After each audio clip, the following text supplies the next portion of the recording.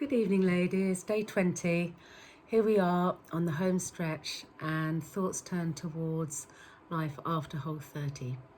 So we will be walking you through it all, step by step, all the days of reintroduction and on into food freedom. We will be setting you up for success and giving you all the resources you need. But now is a good time to think about whether you are an abstainer or a moderator. You might already know which type you identify with. You might have already listened to Gretchen Rubin talk about this, or you might not know what I'm talking about. I'll post the link below to the video clip of Gretchen Rubin talking about the difference between the two. It only takes a couple of minutes. And then you can ask yourself, am I an abstainer or am I a moderator? So knowing whether you are better at abstaining or eating it in moderation helps you plan the way you manage food freedom. These are some of my plans. As an abstainer, one of the structures that I've created for myself is to set limits that work as moderation. For example, I love a glass of Prosecco from time to time at the weekends.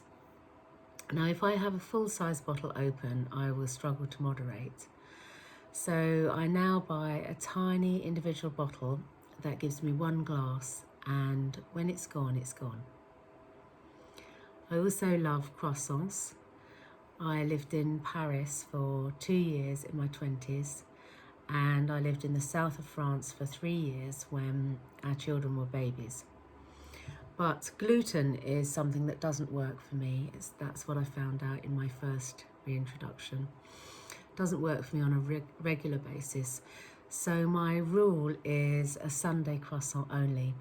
And my husband gets me this from the bakery on his way back from his Sunday run. And I even call it a Sunday croissant to reinforce to my brain that it's not coming in the house on any other day. In this group last summer, I said that I refused to be bullied by a biscuit. We were on holiday in Switzerland and I was on reintroduction. And one of my simple pleasures on holiday is to go out for a very leisurely coffee every day with my family. Our older daughter, who doesn't live at home anymore, nearly always comes on holiday with us, so it's particularly special to hang out with her. Well, every single time they brought the coffee, there was a tiny little biscuit sitting on the saucer. Swiss, homemade, really nice. And I had to keep saying no because I was in reintroduction. And I ended up getting crosser and crosser. It was bad enough that I couldn't have dairy milk in my coffee. I'm changing now and I don't actually even like dairy milk very much anymore. I tend to have nut pods all the time. And the situation peaked with this biscuit, and I finally announced to my family that I refused to be bullied by the biscuit. And funnily enough, its power was nowhere near as strong after that. But now in food freedom, that's something that I do eat. They bring the coffee, I have the tiny little biscuit. It's worth it, it's tiny, and it's just one. So other systems I have in true abstainer style include never keeping biscuits, chocolate, delicious bread, or anything tempting in the house.